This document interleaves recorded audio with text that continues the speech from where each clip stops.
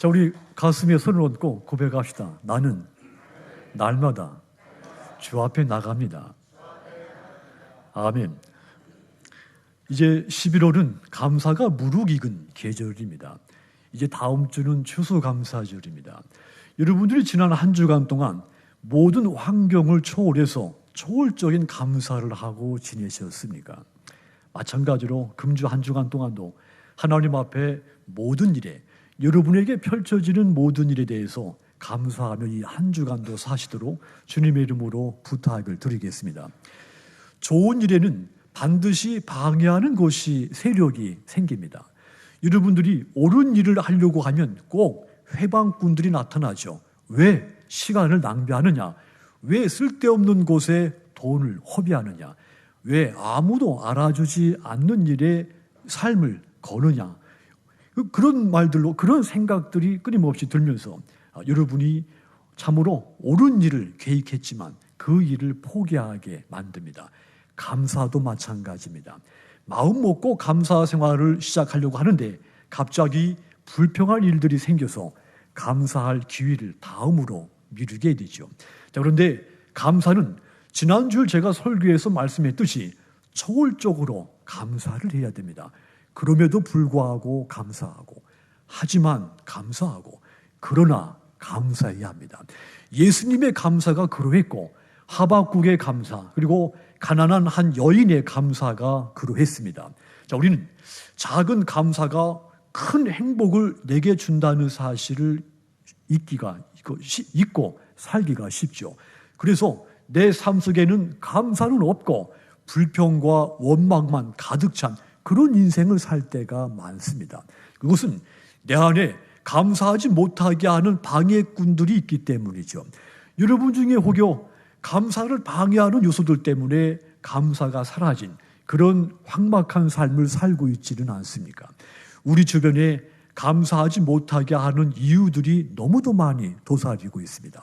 이래서 감사하지 못하게 하고 저래서 감사하지 못하게 할 때가 많습니다. 하지만 여러분, 적을 알면 백전백승이라 했습니다. 감사를 방해하는 것을 바로 알면 반대로 내가 어떻게 하면 감사할 수 있는지 그 방법을 알 수가 있게 되는 겁니다.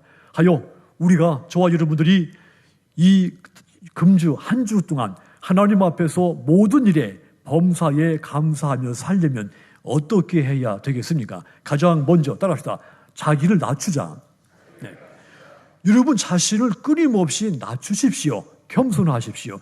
그러면 감사할 수 있습니다. 반대로 나를 끊임없이 높이고 나를 교만하게 하면 감사는 사라집니다. 교만은 감사를 방해하는 가장 첫 번째 요소입니다. 21절 다시 보시면 하나님을 알되 하나님을 영화롭게도 아니하고 감사하지도 아니하고 오히려 그 생각이 허망하여지며 미련한 마음이 어두워졌나니 그랬습니다. 사람들이 하나님을 알면서도 하나님께 영광도 돌리지 않고 하나님께 감사하지도 않는다는 말입니다. 이 말을 이해하려면 앞에 19절을 좀 봐야 됩니다. 19절도 다시 보시면 이는 하나님을 알만한 것이 그들 속에 보임이라. 하나님께서 이를 그들에게 보이셨느니라. 사람들이 하나님에 대해서 알 수 있게 된 것은 하나님이 먼저 우리에게 하나님에 대해서 밝히 보여줬기 때문에 우리가 하나님을 알 수가 있게 됐다는 말입니다. 이것은 아주 명백한 사실이라는 말입니다. 더 쉽게 말하면 하나님이 인간을 창조할 때, 저와 여러분들을 만드실 때 우리 속에 하나님을 알 수 있는 지식을 심어 놓았다는 말입니다. 그러니까 인간은 누구든지 하나님을 알 수 있고 하나님께 영광을 돌릴 수 있고 하나님께 감사할 수 있도록, 이것은 배우지 않아도 훈련 뛰지 않아도 본성적으로 할 수가 있게 되었다는 말이죠. 하나님이 그렇게 우리를 창조했기 때문입니다. 돋아나는 새싹을 볼 때 감사할 수 있고 또 태양과 풍성한 열매를 볼 때 하나님께 감사하도록 그렇게 창조가 됐다는 말입니다. 하나님이 인간을 그렇게 만드셨습니다. 그런데도 불구하고 인간이 하나님을 알려고도 하지 않고 섬기려고도 하지 않고 그분에게 영광을 돌리려고도 하지 않고 무엇보다도 오늘 본문에서 강조하는 것 같이 그분에게 감사하지 않으려고 한다는 말입니다. 왜 그랬을까요? 왜 인간이 마땅히 그렇게 감사할 수 있도록 창조가 되는데도 불구하고 하나님 앞에 감사하지 않고 반대로 불평하고 원망을 하게 됩니까? 22절이 그 원인입니다. 그 답입니다. 21절 다시 보시면 스스로 지혜 있다 하나 어리석게 되어서 그 말이죠. 인간이 스스로 똑똑한 체 하지만 실은 인간이 어리석다는 말입니다. 인간이 어리석어서 하나님께 감사하지 않는다는 뜻입니다. 어리석다는 말은 자기 교만을 자랑하는 사람이라는 뜻입니다. 마음의 교만이 가득 차서 하나님이 행하시는 일을 보아도 보지 못하고 하나님 말씀해도 듣지를 못하는 사람을 어리석은 사람, 교만한 사람이라고 말을 한 겁니다. 자, 그러니까 교만이 우리 마음속에 가득 차 있어서 하나님이 나를 먹이시기도 하고 나를 입히시기도 하고 내 인생을 설계도 하고 또 내 인생을 다스리기도 하는데 그런데 그 하나님이 보이지가 않는 겁니다. 그분이 내게 생명의 말씀을 들려주는데도 들리지가 않는다는 이야기죠. 왜? 내 마음속에 어리석음, 교만이 가득 차 있기 때문이라는 말입니다. 교만이 우리로 하여금 감사하지 못하게 하는 겁니다. 그래서 우리 예수 믿는 저와 여러분들은 나를 낮추고 낮추어야 됩니다. 나를 낮추어서 겸손하게 만들어 가야 됩니다. 그래야 내가 범사의 모든 일에 하나님 앞에 감사할 수가 있습니다. 역대하서 32장 25절 보시면 히스기야가 마음이 교만하여 그 받은 은혜를 따라합시다. 보답하지 아니하므로 겸손했던 히스기야가 교만해져서 그 받은 은혜에 감사하지를 않았다 했습니다. 그의 교만이 그의 감사하는 마음을 빼앗아 버린 겁니다. 베드로전서 5장 5절도 보시면 여러분 읽으십시오. 자, 시작.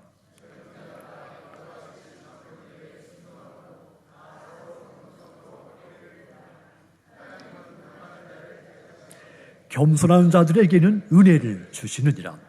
하나님이 겸손한 사람에게 은혜를 주심으로 허리를 동이고 겸손하라는 말입니다.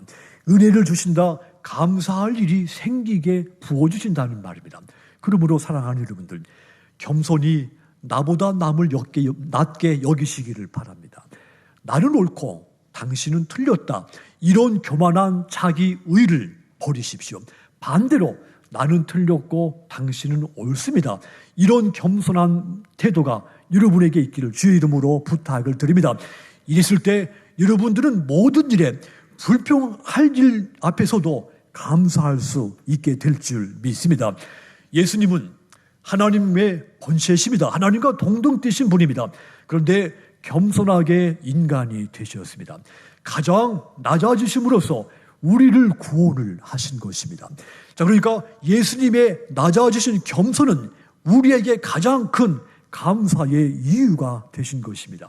그렇다면 저와 여러분들 또한 나를 낮추어 겸손해져야 되는 겁니다. 그리하여 범사의 모든 일에 감사해서 지상에서 가장 행복한 즐거운 인생이 다 되시기를 주님의 이름으로 축원합니다. 또한 우리가 감사하는 사람이 되려면 시기심, 시기와 질투 또한 버려야 됩니다. 내 안에 시기와 질투가 가득 차 있으면 감사는 없습니다. 감사를 하려면 반드시 내 안에 잔뜩 움트리고 있는 시기와 질투를 버려야 됩니다. 나는 이기심이나 질투심이 전혀 없다. 이렇게 주장하는 사람은 정직하게 말하는 것이 아닙니다. 어느 상황에서도 시기와 질투는 좋은 결과를 낳지 않습니다. 시기와 질투는 끊임없이 감사를 방해합니다. 잠언 14장 30절 보시면 평온한 마음은 육신의 생명이나 시기는 뼈를 썩게 하느니라 그랬습니다. 시기, 질투는 감사를 몰아내고 마음이 타게 만든다는 것이죠. 마음이 타면 뼛속이 썩는다는 말입니다. 그만큼 시기와 질투는 우리 삶을 황폐하게, 피폐하게 만든다는 이야기입니다. 사도행전 13장 45절도 보시면 유대인들이 그 무리를 보고 시기가 가득하여 바울이 말한 것을 반박하고 비방했다 그랬죠. 유대인들이 그 마음속에 시기와 질투가 복받치더니 바울이 한 말에 대해서 반대하고 욕설을 퍼붓더라는 말입니다. 바울이 한 번도 잘못된 것을 말한 적이 없습니다. 그럼에도 불구하고 이 유대인들이 바울의 말에 대해서 반박하고 욕설을 퍼부었다는 말이죠. 시기와 질투는 경건한 사람에게 이성과 신앙을 잃게 만들어서 감사가 사라지게 하고 상대방을 모욕하고 방해하게 만든다는 말이죠. 그리하여 자신의 인생을 추락하게 만드는 겁니다. 시기심은 우리가 상대적으로 빈곤감에 빠지게 만들기도 하죠. 왜냐하면 시기와 질투는 말이죠, 항상 다른 사람이 나보다 부유하다고 생각들게 만들기 때문이죠. 질투는 어린아이에게서도 뚜렷하게 나타나는 감정입니다. 학교에서 선생님이 한 아이만 이뻐하는 모습을 보게 되면 다른 아이들은 시기와 질투심이 가득 차게 되죠. 이런 아이들은 삐뚤어지게 성장할 수 있습니다. 시기와 질투는 우리를 정상적으로 살지 못하게 하죠. 이 시기와 질투는 타인이 나보다 사랑을 더 많이 받는 것 같고, 나보다 더 좋은 학벌을 갖고 있고, 나보다 더 좋은 재능을 갖고 있다고 늘 여기게 만듭니다. 그래서 이 시기와 질투는 감사는 없고 항상 불평과 원망만 쏟게 만들어냅니다. 사탄은 인간을 끊임없이 시기의 노예로 전락시킵니다. 인생을 비참하게 만들죠. 인생을 비참하게 만드는 것은 가난 때문 아닙니다. 실패 때문에도 아닙니다.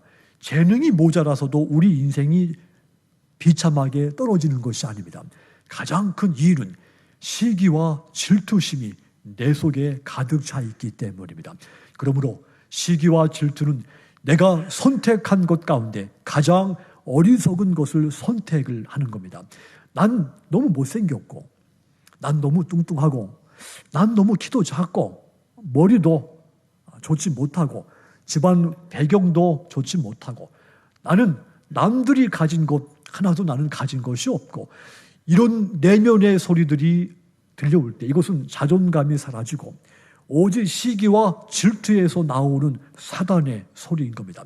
감사가 사라진 소리인 겁니다. 예수 믿는 사람들은 이 소리가 내 속에서부터 들려올 때 하나님의 말씀을 떠올려야 됩니다. 이사야서 51장 16절 보시면 따라합시다. 너는 내 백성이라. 이 말씀을 외치십시오. 내 속에서 이런 불평과 시기, 질투심의 소리가 들릴 때는 나는 하나님의 백성이다. 이 소리를 외칠 때 우린 이 시기와 질투를 극복하고 감사하는 사람이 될 수가 있습니다. 하나님은 여러분 한 사람 한 사람을 하나님의 백성으로서 최고의 걸작품으로 창조했다는 말씀이기 때문입니다. 이사야서 43장 3절도 보시면 내가 너를 보배롭고 존귀하게 여기고 너를 사랑하였은즉 그랬습니다. 세상이 나에 대해서 뭐라고 하더라도 또 내 속에 사단이 나에 대해서 어떤 말을 할지라도 나는 하나님이 보배롭게 존귀하게 여기신다. 그러므로 당당하게 서라는 말입니다. 이것은 우리가 감사해야 할 최고의 이유가 되는 겁니다. 그러므로 나와 다른 사람을 필요 없이 비교해서 시기하고 질투할 필요가 전혀 없는 겁니다. 그러므로 여러분들 내면에 가득 차 있는 시기심과 질투심을 버리십시오. 그리하여 이번 주 한 주간에도 하나님 앞에서 모든 일에 힘들고 어려운 일 가지고도 감사하시는, 그래서 행복하고 즐거움이 가득한 여러분의 삶이 되시기를 주님의 이름으로 축원합니다. 또한 우리가 감사하려면 따라합시다. 염려하지 말자. 염려를 버리십시오. 염려가 감사 못하게 하는 원인입니다. 염려가 많은 사람이 저는 감사하는 사람을 못 봤습니다. 그러므로 어떤 일을 가지고도 염려하지 않기를 바랍니다. 사람들이 뭐 때문에 걱정하고 염려하는가? 그것을 이 심리학자들이 분석했더니 대개가 쓸데없는 것 가지고 걱정한다고 그러죠. 40%는 절대 일어나지 않은 일을 가지고 걱정하고, 30%는 이미 일어나서 끝난 일을 또 걱정하고, 22%는 걱정하지도 않아도 될 아주 하찮은 일 가지고 걱정하고, 4%는 충분히 자기가 극복할 수 있는데 근데 걱정하고, 나머지 4%만 자기가 힘으로 어떻게 할 수 없는 일, 그것을 걱정한답니다. 한마디로 4%만 걱정할 일이고 나머지 96%는 걱정할, 염려할 필요 없는 것을 염려한다는 말입니다. 그러니까 저와 여러분들은 평소에 쓸데없는 일로 걱정하고 세월을 보낸다는 말입니다. 누가복음 10장 41절에 나오는 마르다가 그러했습니다. 거기 보면 주께서 대답하여 이르시되 마르다야 마르다야 네가 따라하시다 많은 일로 염려하고 근심하냐. 예수님께서 마르다를 볼 때 염려할 일이 전혀 없는 일 가지고 마르다가 염려하고 두려워하고 걱정하고 있다는 말입니다. 그래서 예수님은 마태복음 6장 34절에서 말씀을 했습니다. 그러므로 내일 일을 위하여 염려하지 말라. 내일 일은 내일 염려할 일이요 한날 괴로움은 그날에 족하니라. 미래의 일을, 다음에 일어날 일을 앞당겨서 염려하지 말라는 말입니다. 염려가 생길 때마다 마음의 짐을 하나님께 맡기는 것은 쉬운 일은 아닙니다. 그래도 성경은 우리에게 그래도 염려하지 말라 그랬습니다. 마음에 염려가 슬그머니 고개 들 때 우린 감사함으로 하나님 앞에 기도하셔야 됩니다. 빌립보서 4장 6절 보시면 염려가 내 마음에 찾아올 때 그때 이 말씀을 붙잡고 오직 모든 일에 기도와 간구로 너희 구할 것을 감사함으로 하나님께 아뢰라 했습니다. 염려가 우리 마음을 위축시키고 짓누르는 불안한 현상이라면 감사는 내 마음의 즐거움과 기쁨을 넘치게 하는 현상인 겁니다. 두려운 일이 생겼을 때, 걱정할 일이 생겼을 때 기도하십시오. 감사하십시오. 염려가 사라지고 평안이 여러분의 마음을 주장할 줄 믿습니다. 염려는 우리를 감사하지 못하게 하는 아주 나쁜 방해물인 겁니다. 마가복음 4장 19절을 세번역으로 보면 이렇습니다. 세상의 염려와 재물의 유혹, 그 밖에 다른 일에 욕심이 들어와 말씀을 막아 열매를 맺지 못한다. 염려는 말씀을 막아서 나로 하여금 감사의 열매를 맺지 못하게 한다. 염려가 나로 감사를 못하게 하고 불평과 원망하게 만든다는 말입니다. 염려와 감사는 상극입니다. 염려와 감사는 서로 만날 수 없는 평행선입니다. 염려하면 감사도 사라지고 감사하면 염려 사라집니다. 그러므로 감사하기 위해서는 이 염려를 내려놓아야 됩니다. 금주 한 주간 동안 범사에 감사하는 믿음의 사람이 되시기 위해서 모든 염려, 정말 염려될 염려까지라도 다 버리시기를 주님의 이름으로 권고를 드립니다. 그래서 대신 감사가 넘쳐서 행복하고 즐거움이 가득한 여러분이 되시도록 주님의 이름으로 축원합니다. 마지막으로 우리가 감사하려면 욕심도 내려놓아야 됩니다. 욕심은 감사의 적입니다. 욕심이 가득한 상태에서 감사하는 사람은 제가 못 봤습니다. 욕심은 감사를 집어삼키는 블랙홀과도 같습니다. 욕심의 끝은 없습니다. 나는 어느 정도 소유하면 나는 더 이상 욕심을 내지 않을 거야. 이것은 정직한 말이 아닙니다. 욕심 앞에서는 누구도 감사하지 않습니다. 그래서 우리가 감사하려면 이 욕심을 내려놓아야 되는 겁니다.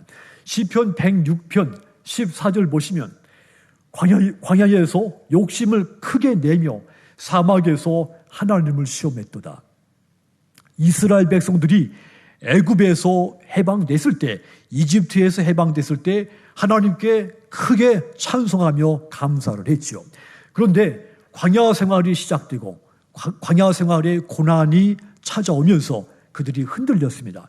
이제 고기도 먹고 싶고 해지지 않는 좋은 옷도 입고 싶고 추위를 가려줄 좋은 장막에서 잠도 자고 싶고 이제 이런 욕심들이 생기기 시작한 겁니다. 그러면서 하나님 앞에 감사의 찬송을 부르던 그들이 이제는 불평과 원망을 쏟아놓기 시작을 했죠. 여러분, 욕심은 분수에 넘치도록 뭔가 탐내는 것이 욕심입니다. 사람들 속에는 이런 욕심들이 다 들어있죠. 그래서 인간의 욕심은 너무 높아 커트라인이 없고 심지어 하나님조차도 인간의 욕심을 채워줄 수가 없다. 이런 말이 있습니다. 인간의 욕심이 너무도 커서 세상에 있는 모든 것으로도 다 채워지지가 않는다는 말입니다. 욕심과 감사는 절대 공존되지 않습니다. 욕심은 사단에 속해 있고 감사는 하나님께 속해 있기 때문입니다. 하나님의 은혜를 한순간에 불평으로 바꿔놓는 것이 욕심입니다. 물론 삶에서 이 욕심이 우리를 창조와 의욕을 불어넣기도 하죠. 그런데 절제되지 않은 욕심은 반대로 내 인생을 망가뜨리는 원인이 되기도 합니다. 그러므로 우린 바울의 고백에서 영적인 교훈을 얻어야 됩니다. 이 빌립보서 4장 12절 보시면 나는 비천에 처할 줄도 알고 풍부에 처할 줄도 알아. 모든 일, 곧 배부름과 배고픔, 풍부와 궁핍에도 처할 줄 아는 일체의 비결을 배웠다 그랬죠. 가난하게 사는 법도 배웠지만 부유하게 사는 법도 배웠고 배가 고프고 또 배가 부르고 모든 어떤 환경에서든지 내가 만족하며 감사하며 사는 비결을 배웠다는 말입니다. 그래서 바울이 언제든지 하나님 앞에 감사의 고백을 할 수가 있었다는 뜻입니다. 어린이 동화 가운데 나무꾼 형제 이야기가 있습니다. 가난한 나무꾼 형제가 시장에 가서 나무를 팔고 돌아오다가 금덩어리를 형제가 하나씩 주었습니다. 두 형제가 이제 나룻배를 타고 강을 건너게 됩니다. 그때 갑자기 형이 주운 금덩어리를 강물에 집어 던졌습니다. 동생이 깜짝 놀라서 형한테 그 이유를 묻습니다. 형이 동생한테 이렇게 말하죠. 금덩어리가 없을 때는 아무런 욕심이 없었는데 이 금덩어리가 내게 들어온 순간 욕심이 발동했다. 그래서 내가 이 금덩어리를 버렸다. 그렇게 말을 하죠. 동생도 형의 말을 듣고 나도 그런 마음이 들었었다 하면서 이 동생도 그 금덩어리를 미련 없이 강에 버렸다는 말입니다. 인간의 욕심은 자신이 오라는 것만큼 얻고도 감사하지 않는 욕심입니다. 오히려 더 많이 갖지 못한 것을 불평하게 하는 것이 인간의 채워지지 않는 욕심이죠. 감사하지 않는 사람은 욕심의 수렁에 빠져서 헤어나지 못하게 되는 겁니다. 성경은 욕심을 부리고 만족하지 못하는 것에 대해서 경고를 했죠. 야고보서 1장 14절 15절 보시면 오직 각 사람이 시험을 받는 것은 자기 욕심에 끌려 미혹됨이니 욕심이 잉태한 즉 죄를 낳고 죄가 장성한 즉 사망을 낳는다. 사람이 시험을 받는 거 자기 욕심에 끌려 유혹을 받기 때문이라는 말이죠. 욕심이 생기면 죄를 낳고 죄가 자라면 결국 죽음을 낳는다는 말인데 한마디로 욕심의 끝은 감사와 만족이 없는 죽음이라고 하는 교훈입니다. 욕심은 감사하게 못하게 하는 적입니다. 내 속에 감사가 사라졌다. 그것은 내 속에 욕심이 들어와 있다는 증거입니다. 그렇다면 반대로 내 속에 욕심을 내려놓으면 되는 겁니다. 그 순간 우리는 불평하던 사람에서 감사하는 사람으로 바뀌는 겁니다. 그러므로 이번 한 주 동안에도 여러분들이 하나님 앞에 감사하는 성도가 되시기 위해서 여러분 마음속에 자리 잡고 있는 이 욕심을 과감하게 버리시기를 주님의 이름으로 축원합니다. 사랑하는 성도 여러분, 감사는 행복의 연습이고 불평은 불행의 연습이라고 했습니다. 행복해지려면 감사를 많이 하시면 됩니다. 그런데 사탄은 우리가 행복해지는 것을 원치 않습니다. 그래서 우리로 하여금 감사하지 못하게 끊임없이 회방을 놓는 겁니다. 이제 우리가 어떻게 하면 감사하는 사람이 될 수 있는지 이제 깨닫게 됐습니다. 끊임없이 나를 낮추어 겸손하시고 시기와 질투를 버리시고 욕심도 버리시고 염려도 버리시기를 바랍니다. 그리하여 범사의 모든 일에 힘들고 어려운 일 가지고도 감사하셔서 지상에서 가장 행복하고 가장 기쁜 삶을 사시는 여러분들이 다 되시도록 주님의 이름으로 축원합니다. 기도하겠습니다.